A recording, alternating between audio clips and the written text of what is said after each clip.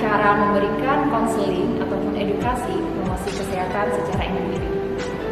Nah, sebelum masuk ke tutorial atau simulasi dalam praktek promosi kesehatan secara konseling individu, ada beberapa hal yang perlu kita pahami.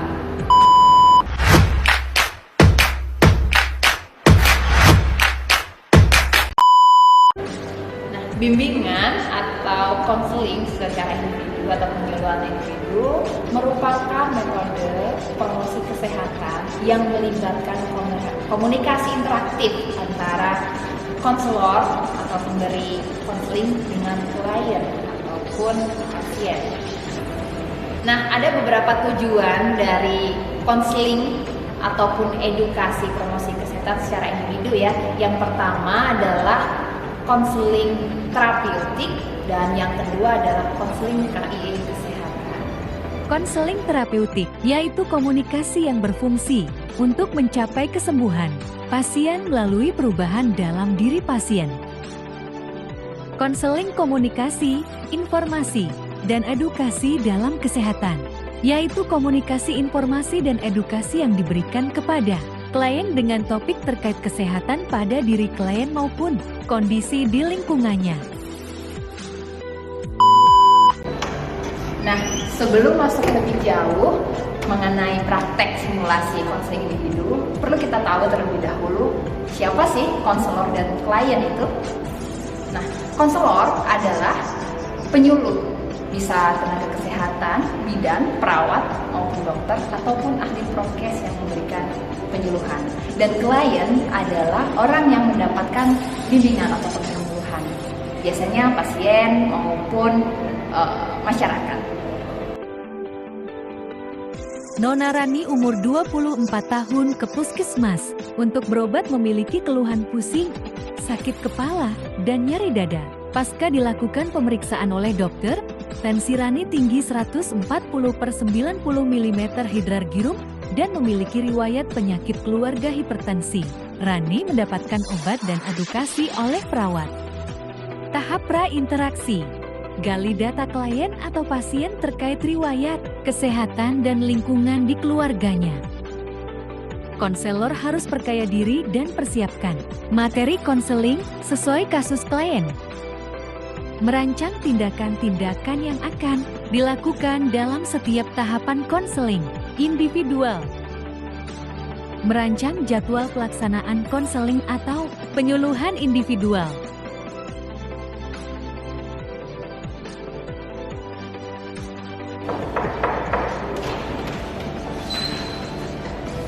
Assalamualaikum. Waalaikumsalam. Tahap perkenalan atau orientasi. Konselor menjalin hubungan rapot dengan klien, saling memperkenalkan diri, mendapatkan informasi umum tentang klien, memberikan perhatian penuh pada klien, menjaga kerahasiaan, kontrak waktu dengan klien, bicara dengan klien sesuai dengan usianya, jujur, hal apa yang bisa dicapai, positif tapi tetap realistis. Peduli kepada permasalahan klien secara otentik atau murni. Sensitif atau peka terhadap budaya klien. Tidak menghakimi klien. Memberikan kesempatan kepada klien untuk mengekspresikan perasaannya. Selama proses orientasi mendengar, aktif, empati dan refleksi perasaan. Ibu, pagi silakan duduk Ibu. Dengan Ibu siapa? Ya Bu, perkenalkan nama saya Rani. Oh baik Bu Rani. Ada yang bisa saya bantu? Begini Bu, saya habis periksa dari dokter. Kemudian dokter mengatakan saya untuk ke ruang konseling. Oke baik. Saya izin lepas masker ya Bu ya. Ya jadi perkenalan dulu ya. Saya Aini, perawat di puskesmas ini. Tadi dokter mengarahkan ke sini mungkin untuk memberikan beberapa informasi ya terkait kendala atau masalah kesehatan yang Ibu alami.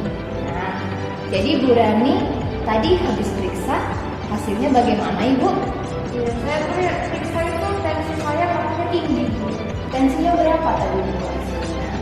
Kalau nggak salah tadi itu 140 ke 90. Oke, baik, izin saya lihat dulu ya dari rekam medis ibu ya.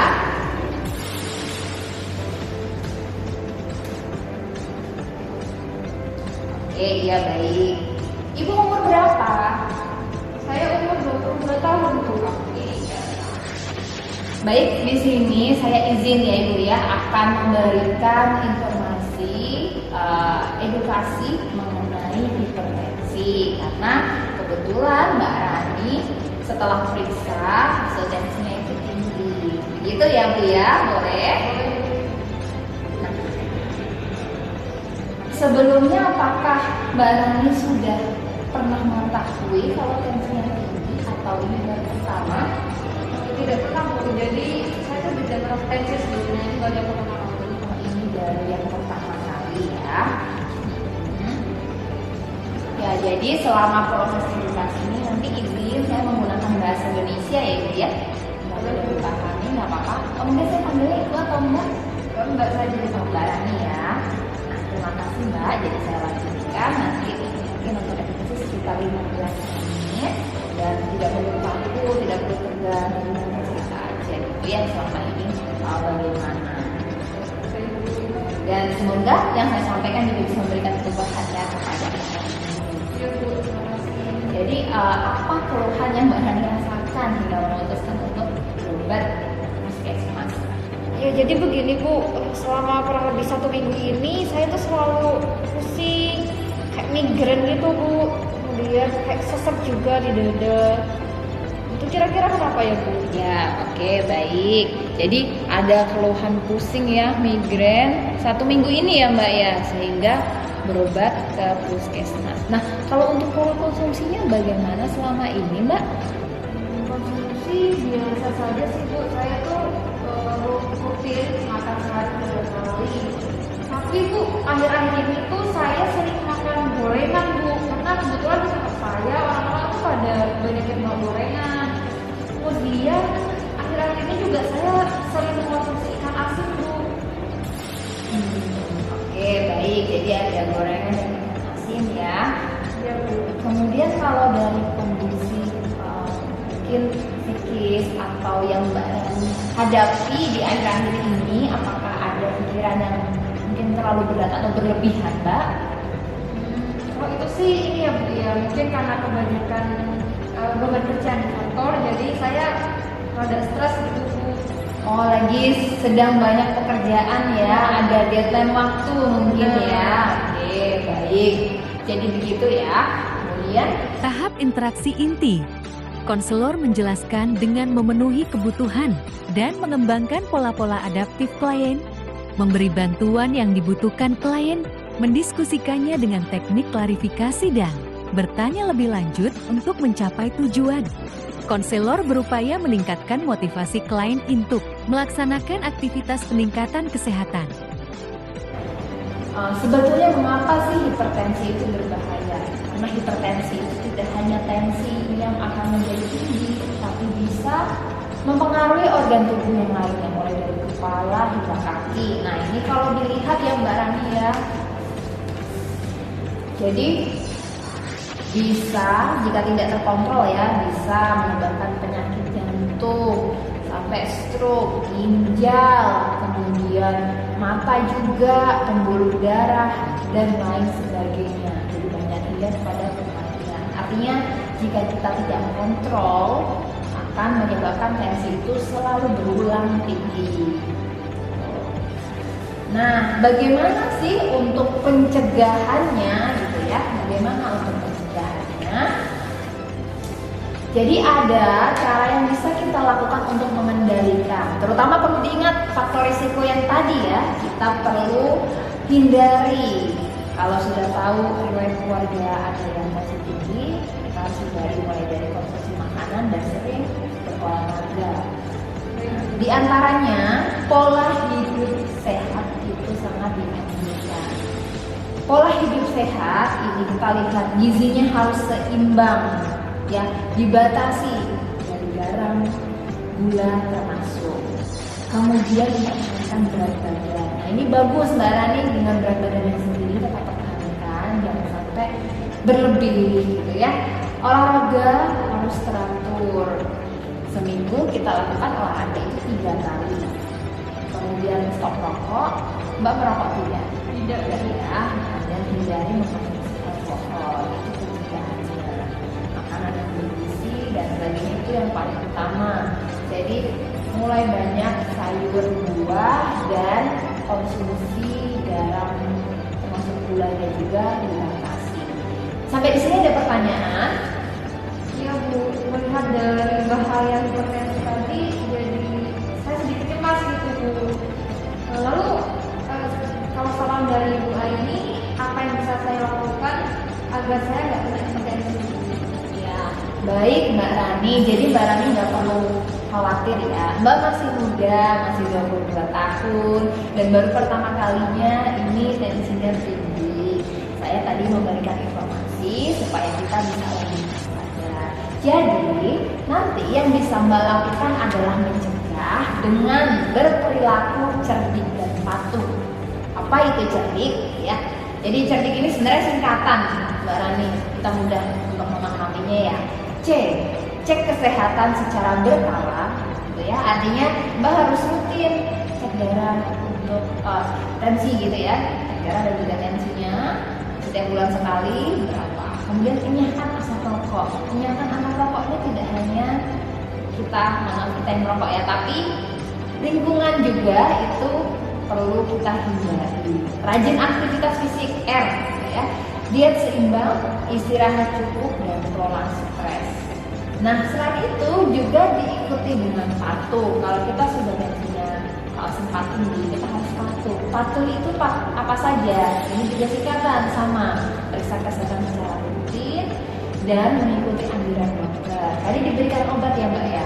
Obatnya dikonsumsi sesuai dengan anjuran dokter. Atasi penyakit, nah itu atasi penyakit ya dengan pengobatan yang tepat dan teratur. Kemudian T, tetap diet gizi seimbang. Ini tadi yang saya sampaikan, kurangi konsumsi gula dan garam. Kemudian perbanyak sayur dan buah. Upayakan untuk aktivitas fisik serta hindari asap rokok. Jadi hampir sama ya, cerdik dan patuh ini sama-sama diperkuat, apalagi dengan kondisi kita sempat tensinya tinggi. Seperti itu. Apakah ada pertanyaan? Dari saya cukup Bu. Ya, baik seperti itu ya.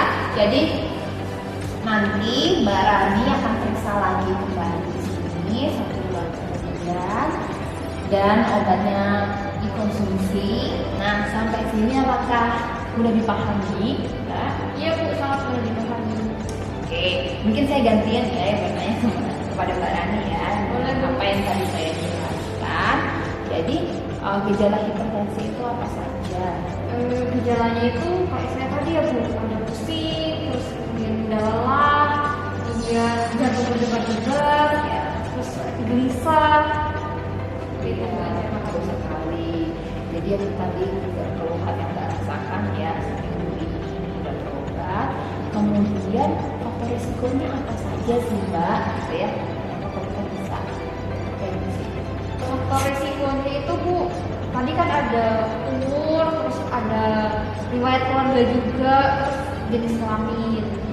Untuk yang bisa dimodifikasi tadi ada kayak kurang aktivitas fisik, terus obesitas, terus stres, mengonsumsi alkohol. Ini yang saya pahami. Iya, betul sekali ya. Jadi faktor risikonya kalau pada kasusnya Mbak Rani itu karena faktor genetik juga ada ya dari abah. Itu berarti perlu upaya untuk pencegahannya. Nah, untuk mencegahnya itu bagaimana Mbak?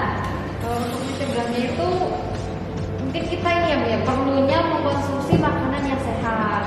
Kemudian tidak mengkonsumsi minuman-minuman yang beralkohol, terus makanan yang dalam kaleng itu loh Bu, makanan yang fast food gitu mungkin bisa, Kemasan ya.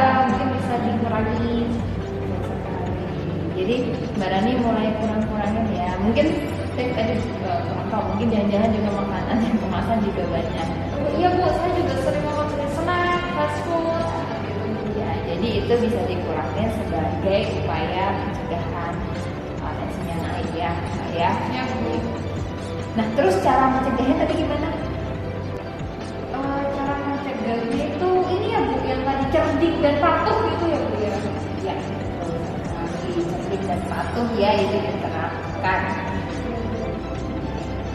Baik, saya senang ya karena Mbak Rani sangat antusias ketika saya jelaskan, dan nanti Mbak bisa juga teruskan konsultasi ini kepada keluarga di rumah ya. Ada Abah, ada siapa lagi Mbak?